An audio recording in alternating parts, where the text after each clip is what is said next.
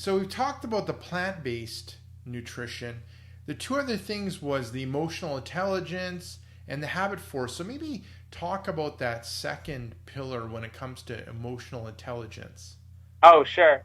So what I was finding out a lot when I was looking into nutrition and seeing, why you have all of all of my friends, my family, everyone I meet, even on TV, you see these kind of cliches of people who talk about eating healthier as they're, digging into some greasy comfort food or, at some fast food place saying, I can't wait until next week when we'll start our diet over again, or I just wish I had enough willpower to really be disciplined. And it's it doesn't work because it doesn't work. That's the issue with a lot of dieting. That when people try and diet and it doesn't give them results, the solution they have is to go back next week and diet harder, not to go back and diet smarter or you know uh, put more awareness into it. So with emotional intelligence, that's the bridge between your nutrition knowledge and making decisions in the moment. So when you're standing online, if you're running around and you're at Starbucks or something and you're going to grab a coffee and you notice, wow, they have these really good looking muffins, but it's weird. You literally have a reaction that you see the muffin, your stomach starts secreting this hormone called ghrelin, which is known as the hunger hormone, and you actually feel hungry just by looking at it. And so some people they don't have this emotional intelligence or this knowledge that their emotion and craving is just transient, or I don't know. A more blunt way to say it is that your brain is kind of being dumb and making you kind of want to eat more. But the key is that if you can control and understand your cravings better in the moment, then you'll end up making better food choices. And it doesn't matter at all whether you have a PhD in nutrition or you're just, I don't know, hearing about nutrition from the internet. The key is the results you get from what you eat depend on your behaviors and your habits. And so, you could know everything in the world, but if you don't take that action, nothing's going to happen. And you could actually gain weight the more you know about nutrition. So, Oh, okay, okay. No, that's a good point. So then now, so we've gone through the first two pillars when it comes to permanent fat loss. Now let's look at the third one. So we've gone through the plant-based nutrition, emotional intelligence. Now looking at habit force. Maybe you yes, can explain what habit force is. habit force. Sounds pretty cool, right? Yeah, that's cool. I like the name. It's really all about leveraging small tasks to get you towards your goals. So the thing is that again, I like to meet people where they're at nutritionally. Now, there's some people. There was this thing called the McDonald's diet that all these nutritionists freaked out because this science teacher in Iowa was eating McDonald's for 90 days straight, every meal. Um, but I mean, he tracked his calories and he had a plan and he tracked like 20 nutrients. So I mean, if you're starting out, I guess, all the way at the bottom, overeating on McDonald's food day in and day out, and you just make a change and you make a habit to kind of plan out your food and understand, I could still eat McDonald's, but I'm gonna, I guess, eat it at 2,000 calories and make an improvement, then that's gonna give you momentum and a step in the right direction. So habit force is all about doing something daily or several things daily and continuing on to gain momentum to make further changes to your health. It's kind of, I call them accelerating factors, because you know that, let's say, it really depends where you're starting out too. So let's say you're not drinking enough water during the day, which is causing you to have more food cravings because people commonly mistake thirst for hunger. It's a weird thing your brain does. Now, if you take the habit of drinking, carrying a water bottle with you everywhere, then that's going to be one habit that helps you reduce on overeating and making better food choices day in and day out. It has nothing to do with plant-based nutrition or the emotional intelligence. It's just something that you do no matter what. You have it with you, and it gives you a base of support and some confidence to go on and make different health habits in the future.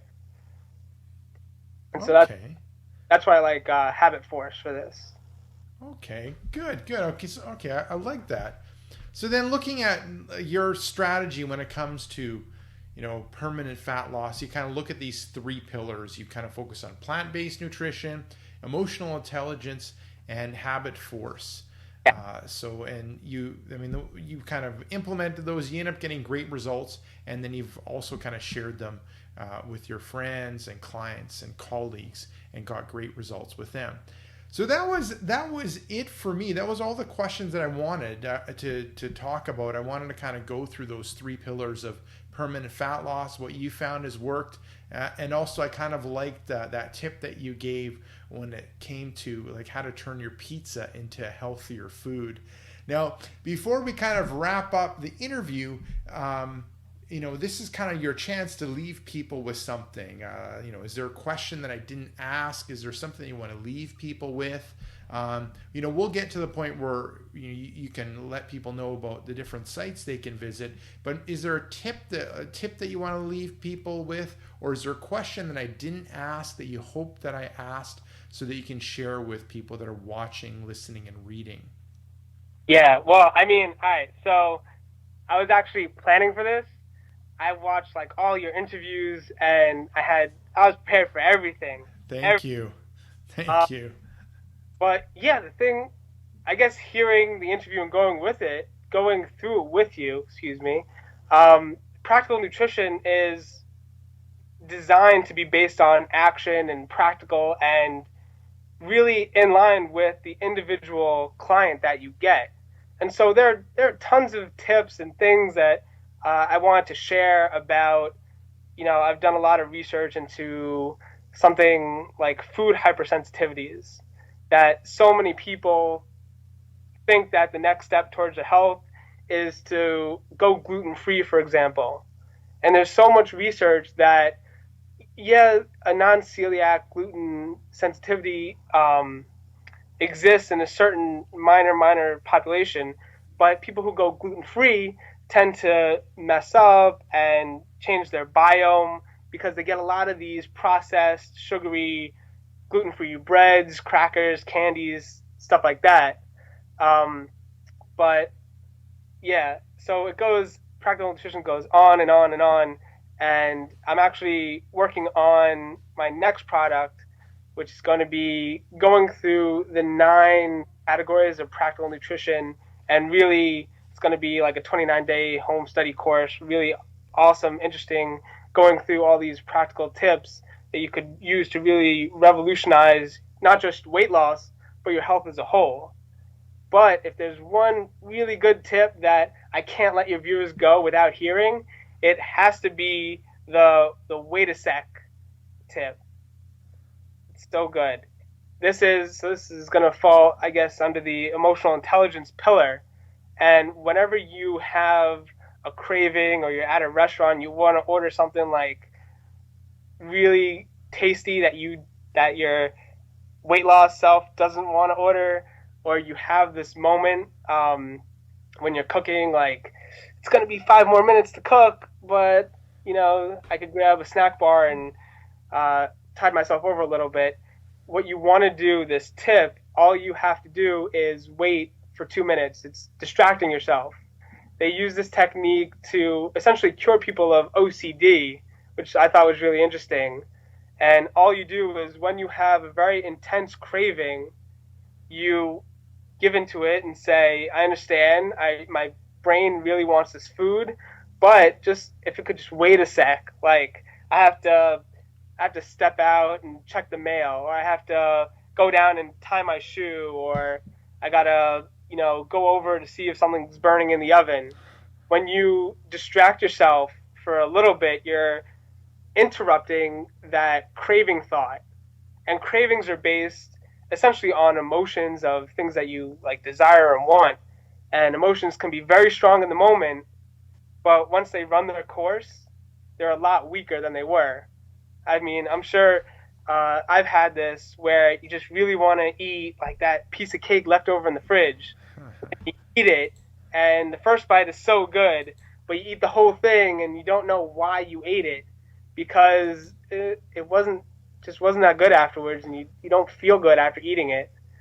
So that's one great tip to help people out with their cravings before the summer and the season. I like that. I like that. Wait a sec. I like that too. That's great. That's great. Now, Zach, where can people get more information about you and connect with you? Sure. So there's a few places. There's dailynutritionhq.com, which is the headquarters online where I post blog articles, contact information, all of that stuff.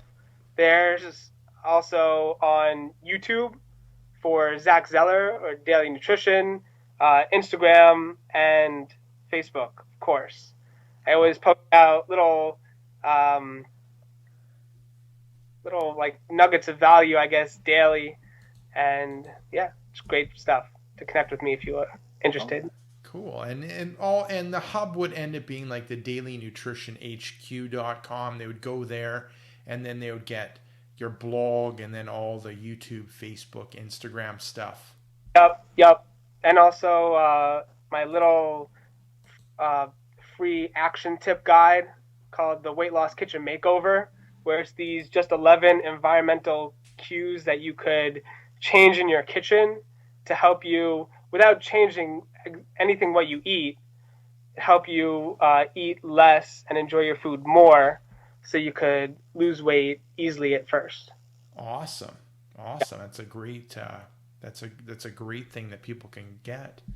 So, I mean, Zach, thank you very much for sharing those, 3 pillars for permanent fat loss and your pizza tip. And then I really like that, like wait a sec or just wait a sec tip when it comes to fat loss. I think those are definitely going to help a lot of people.